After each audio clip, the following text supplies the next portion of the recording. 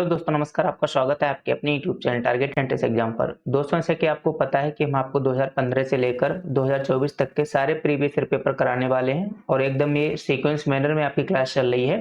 तो ऐसा कुछ भी नहीं कि यहाँ पर कुछ भी आपको उठा के पढ़ा रहे हैं, एकदम अच्छे से पढ़ा रहे हैं, आपको पूरा बता के कि क्या चीज़ हम करा रहे हैं। ठीक है, तो कहीं से भी कुछ नहीं इस तरीके से कराना है, यानी कि अच्छे से यहाँ पर करा रहे हैं। तो आप सारी क्लास को जो डेली अटेंड करिएगा।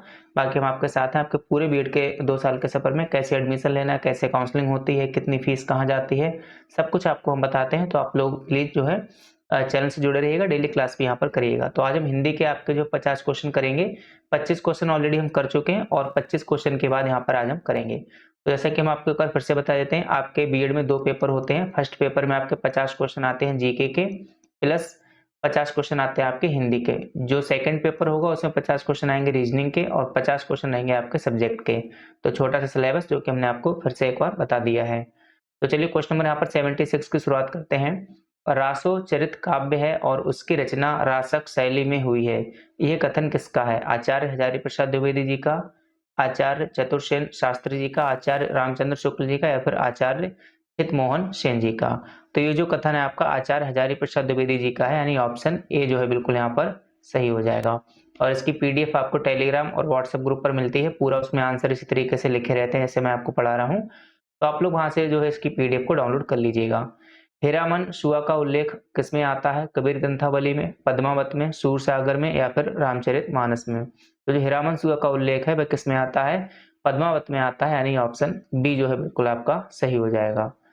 क्वेश्चन नंबर आपका 78 है। सूरदास के गुरु हैं, तो सूरदास के कौन गुरु हैं वो यहाँ पर आपको बताना है।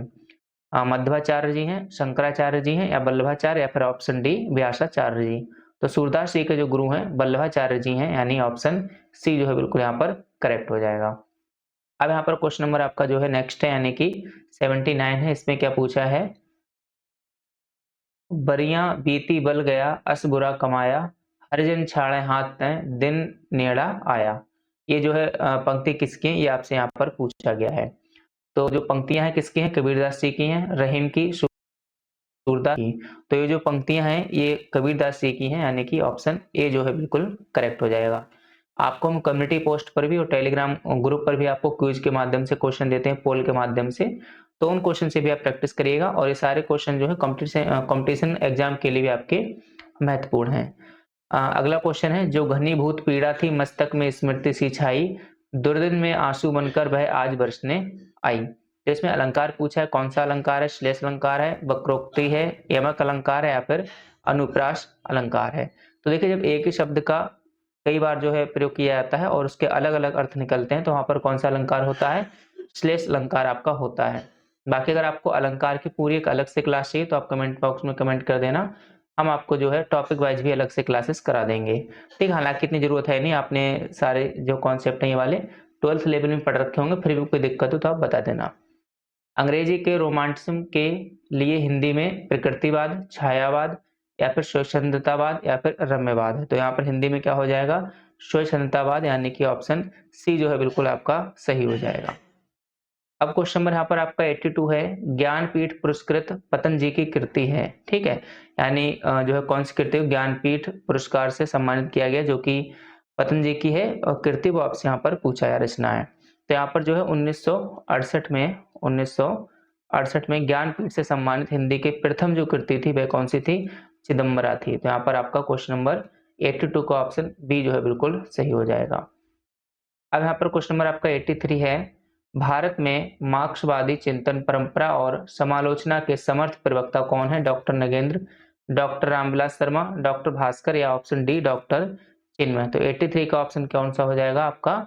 डॉक्टर रामविलास शर्मा, जो कि आधुनिक हिंदी के काफी जो है प्रसिद्ध यहाँ पर विचारक या कह सकते हैं कवि रहे हैं।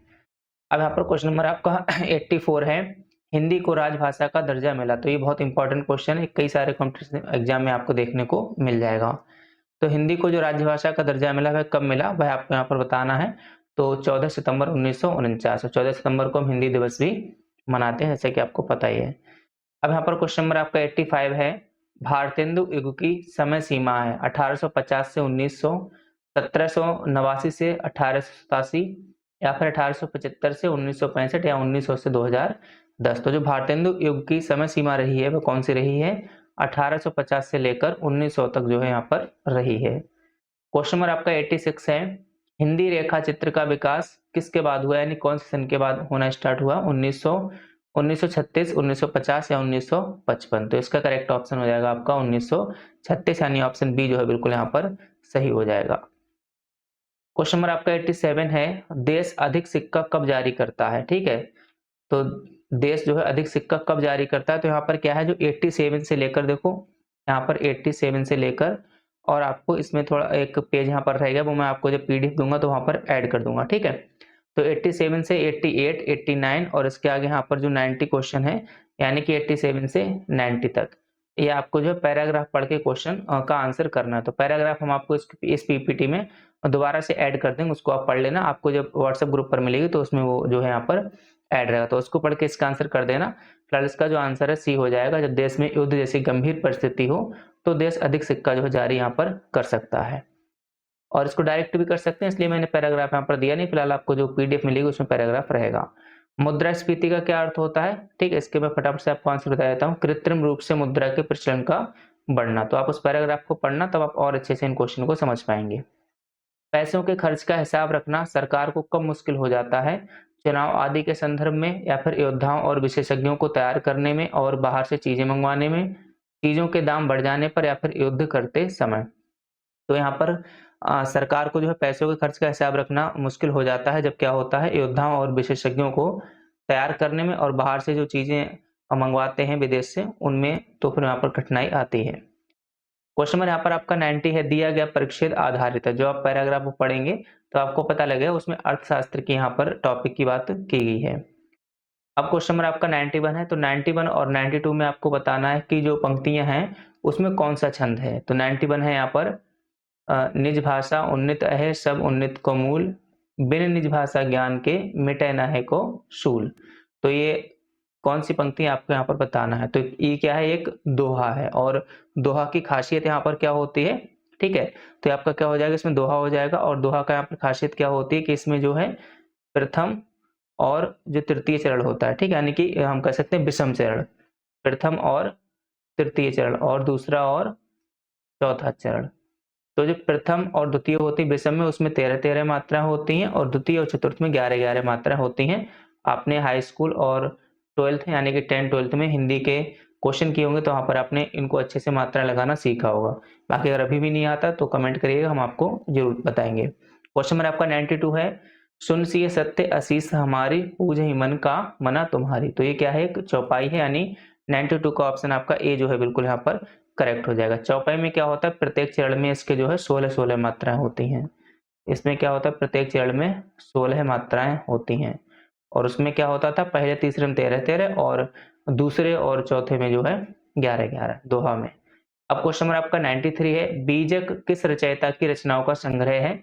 तो ये तो बहुत ही फेमस है बीजक, सबको पता ही होगा किनका है, कबीर जी का है, यानी कि 93 का ऑप्शन आपका सी बिल्कुल सही हो जाएगा। क्वेश्चन नंबर आपका 94 है, आंसू किसका प्रमुख काव्य है, मैथिलीशरण गुप्त जी का, जयशंकर प्रसाद, सूर्यकांत त्रिपाठी निराला, या सुमित्रा नंदन पंत का। तो आंसू जो है किसका प्रमुख काव्य हो जाएगा, जयशंकर प्रसाद जी का, ऑप्शन बी जो है बिल्कुल सही हो जाएगा। आपको 95 निर्देश से आपको बहुत ध्यान से पढ़ने पेपर देते टाइम। तो 95 और 96 में क्या करना, कौन सा रस है वह आपसे यहाँ पर पूछा गया है। तो 95 है, प्रिय पति वह मेरा प्राण प्यारा कहाँ है, दुख जल निधि में डूबी का सहारा कहाँ है। यानी कि यहाँ पर एक करुण है, करुण रस यहाँ पर हो जाएगा आपका सी बिल्कुल यहाँ पर सही हो जाएगा, ठीक है।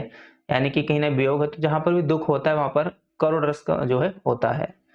इसी प्रकार से क्वेश्चन नंबर आपका 96 है, इसमें क्या है, हिमाद्री तुंग श्रृंग से प्रबुद्ध शुद्ध भारती, स्वयं प्रभा समुजिला स्वतंत्रता पुकारती। यानी कि वीरता है इसमें, तो यहाँ पर कौन सा रस आपका हो जाएगा, वीर रस जो है बिल्कुल सही हो जाएगा। अब आपको 97 और 98 में जो ये पंक्तियां हैं इनके अनुसार आपको आंसर करना है।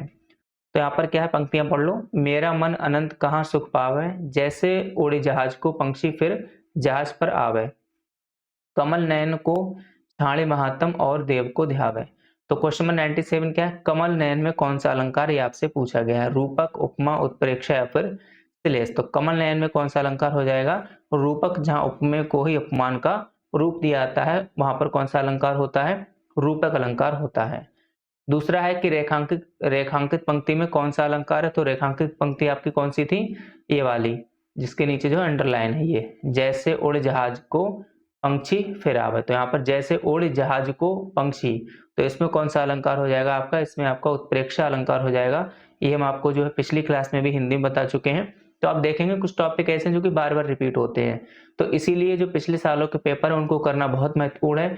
जो भी परीक्षा दिया करो उसके पिछले सालों के पेपर जरूर किया करो, जो भी कंपटीशन तैयारी कर रहे हो उसके भी प्रीवियस ईयर पेपर जरूर किया करो। तो 99 और 100 में आपको इन पंक्तियों अनुसार आंसर बताना है। तो दिव शाम शाम का समय मेघमय आसमान से उतर रही है, वह संध्या सुंदर परिसी धीरे धीरे धीरे। ये भी क्वेश्चन, ये तो सेम क्वेश्चन रिपीट हो गया, हमने आपको कराया है। तो इसमें कौन सा हो जाएगा आपका मानवीकरण जो है अलंकार यहाँ पर हो जाएगा। ठीक है, जब कोई निर्जीव वस्तु को या प्रकृति को सजीव रूप में मतलब हम रियल में मान लेते हैं, तब वहां पर जो है आपका कौन सा मानवीकरण जो है अलंकार हो जाता है। दिव शाम शाम का अर्थ क्या है, तो इसका अर्थ होता है संध्या, यानी कि ऑप्शन डी बिल्कुल यहाँ पर सही हो जाएगा। संध्या का मतलब शाम। तो इस तरीके से पूरे 100 क्वेश्चन हो गए। इसके आगे आपके जो है रीजनिंग के क्वेश्चन कराएंगे, तो आप लोग रीजनिंग के क्वेश्चन के लिए जो है शाम को जुड़िएगा। क्लास कितने बजे से होगी, आपको शाम को 4 बजे से क्लास होगी। ठीक है, तो दोनों क्लास को आप लोग डेली देखिएगा, शाम को 4 बजे और सुबह 10 बजे दोनों क्लासें होती हैं। बाकी जो इन्फॉर्मेशन है वो भी हम आपको समय समय पर देते रहते हैं, एडमिशन से रिलेटेड या जो भी अपडेट होते हैं वो भी आपको अपने चैनल पर सबसे पहले अपडेट दिया जाता है, और एकदम 100% सही और सटीक जानकारी के साथ। तो चलिए इसी के साथ आप सभी साथियों का बहुत बहुत धन्यवाद।